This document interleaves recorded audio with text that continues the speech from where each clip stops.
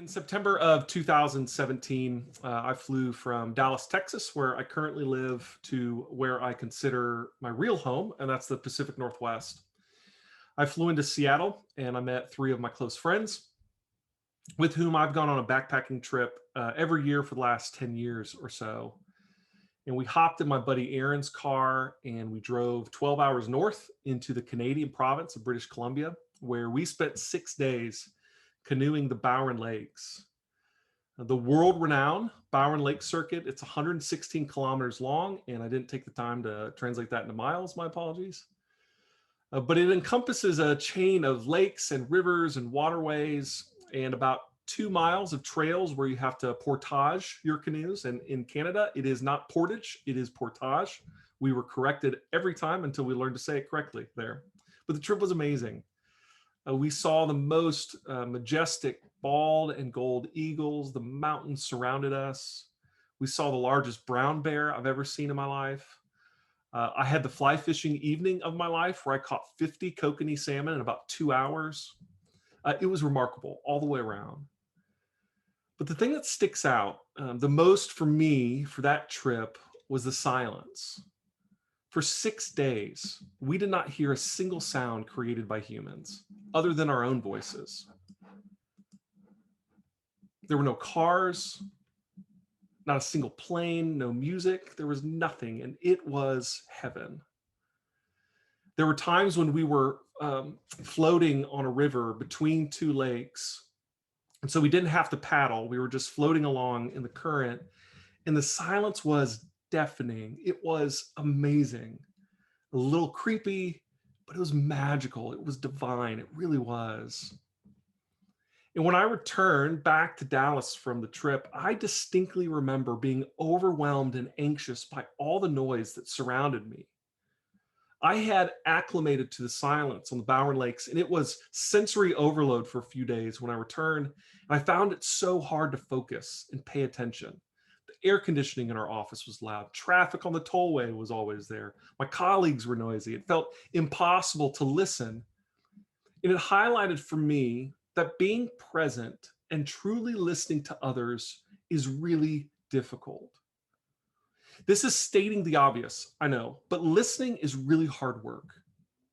There are so many things vying for our attention. And at any given moment, we don't go 30 seconds without being interrupted by some notification or noise or phone call or text or all of the million different pings that live out there. Add to all that external noise, we tend to have a lot running through our minds at any given moment. We could look really attentive and have others convinced we're listening while what we're actually doing is going through our grocery list, or wondering if that really good taco joint survived the pandemic, or going through what you plan to say as soon as this other person stops talking. Noise isn't just outside, we have plenty of noise living inside as well. And goodness, don't we have a lot to say? We want to be heard, right? We want to offer our opinion. We want to offer reflections on our opinions of our opinions. I have a former colleague who would often joke when he realized he was dominating the conversation by saying, "Okay, enough about me. What do you think about me?" Listening can also be difficult when others are sharing things that maybe we don't agree with or that we don't like. If we're not careful, we'll tune in when someone aligns with our ideologies or beliefs or interests. But if it's someone who doesn't quite fall in line with where we stand, it is so easy to dismiss and tune out. Add to that the reality that trust is a diminishing commodity in our world. Generally speaking, as a society in America, we look at others with more suspicion than we once did. And it's very hard to listen when you're suspicious right off the bat.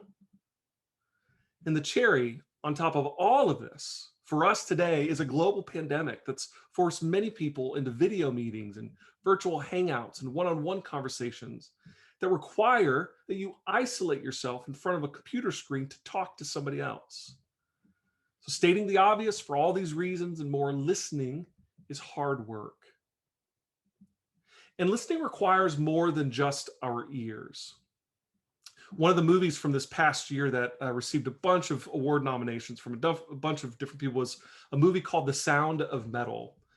And it's a story about a drummer in a heavy metal band that slowly loses his hearing. And you see the struggle as Ruben, name of the character, comes to terms with the new reality of being deaf and all of the personal demons he has to deal with throughout that process. And Ruben's played by British actor Riz Ahmed, who spent a year before filming learning how to play drums. He learned American Sign Language. And during that time, he also immersed himself in deaf culture and community. And in a recent interview, Ahmed had this to say. This whole experience, Riz Ahmed says, taught me the true meaning of the word listening. It's not just something you do with your ears. I think Jeremy, who played the ASL instructor in the movie, I think Jeremy and the deaf community taught me what listening means. It means you listen with your whole body, with your attention, your energy. In the same way that I think they taught me the true meaning of communication is something that doesn't just happen here. And he points to his ears. Listening is a whole body endeavor. We've all been in a situation where it's clear someone wasn't listening to us, and we knew that simply by their body language. Perhaps their arms were crossed, or they were leaning back, or maybe even their body was turned. And it's likely that we've all been that person at one time or another. Our physical posture matters. As Ahmed indicates, listening doesn't just happen with our ears. We listen with our eyes, we listen with our face, we listen with our posture. And I think this might be a contributing factor to what many of us have experienced, right? That is this Zoom fatigue. There are obvious distractions that we can have up on our computer screen while we're in a Zoom gathering. We can have other chats open.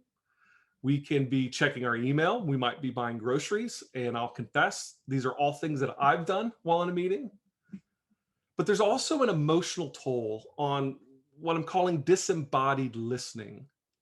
That while we could see the facial expressions and upper torso of most folks, the fact that we're not physically present, it requires more energy for listening and talking.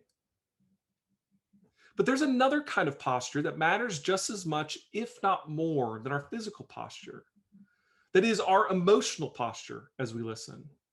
Are we listening with a hospitable posture towards others? Are we open to what they have to share? Or have we closed ourselves off before the conversation even began? Are we genuinely curious about what they have to say, or have we already passed judgment? Do we trust that they have something to teach us, to offer us, or do we only care about what we have to offer? I think this is why listening can be so difficult, because it requires our full attention.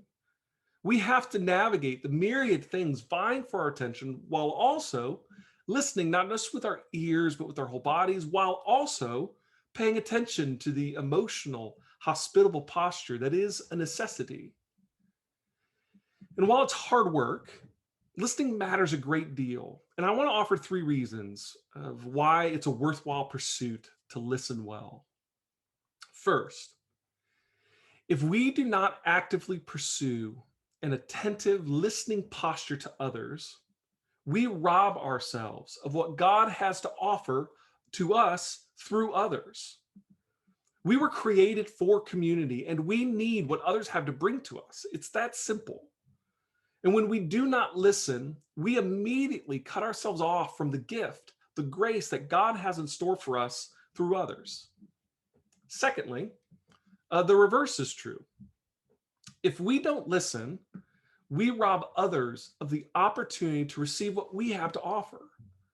By listening with our whole selves, our ears, our body, our emotional posture, we are able to see into the lives of others, and then we can bring the best that we have to offer to them in that moment. And if we're not listening, we can't truly see them. And what inevitably happens in that moment is that we offer them what we think they need without real consideration of what they said or real consideration of their life, which is at best really unhelpful, and at worst, it can be pretty damaging. Finally, I want to say this.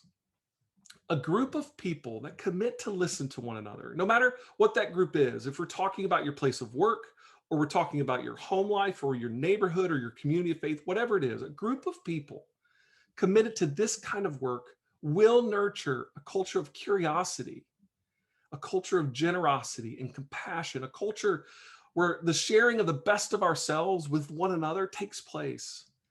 And isn't this a better world to live in? Why wouldn't we choose to live in that world opposed to one that's characterized by judgment, suspicion, only caring about what we have to say, and only being with people who think like us? Listening makes for a better world, one that reflects God's good intent for creation. Okay, so how do we do it? I want to throw out a few really easy practical things. How do we become better listeners?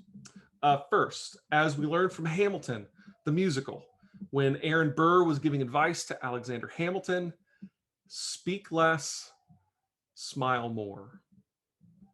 This might be hard to hear, but the world will continue to spin if we don't get to share something we think others need to hear. It really will, I promise. And by being slower to speak, and more importantly, holding what we want to say a bit more open-handedly, we allow space for others to step in.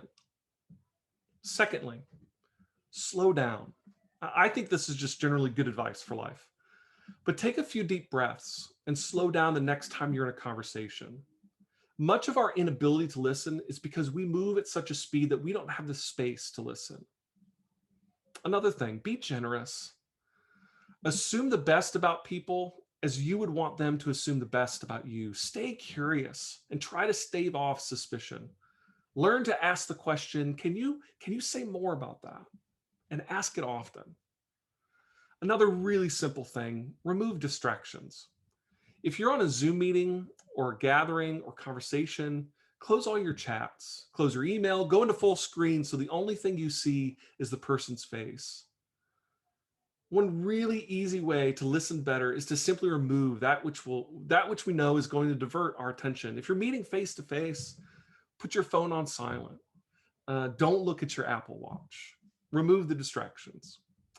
Finally, and this is a hard one, admit it when you haven't been listening. I did this just yesterday in a meeting. A colleague said something and I was distracted by something else. And it seemed clear that I needed to respond, but I had no idea with what because I wasn't listening. So I just admitted, I said, hey, I'm really sorry. I have no idea what you just said. I wasn't listening. Can you repeat it? The vulnerability that you don't have it all together, that you mess up at times, it creates trust as all of us are working to be better listeners. Okay, I know that none of this is rocket science. In all likelihood, you heard nothing new tonight, and it's likely you've heard all of this 100 times. But here's why I wanted to say it. Listening is not like breathing. When you stop consciously thinking about breathing, you keep breathing, right? Your body takes over. You're going to be okay if you're not thinking about breathing every moment. That's just not the case when it comes to listening. If you're not intentionally giving your attention to someone else, it's really hard, if not impossible, to do. It takes work. And sometimes a reminder like this in a space like this helps us refocus and give our attention to others as they deserve.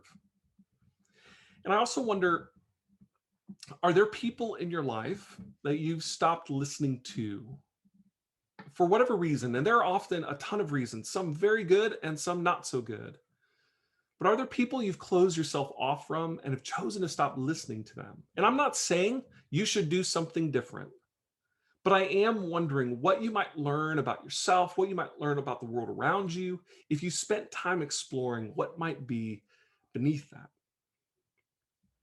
When I returned from Byron Lakes, it only took a few days to reacclimate to the noise, and I was distracted and not bothered like my normal self. My feelings of being overwhelmed, it really didn't last long. But I do think of the silence I experienced there often.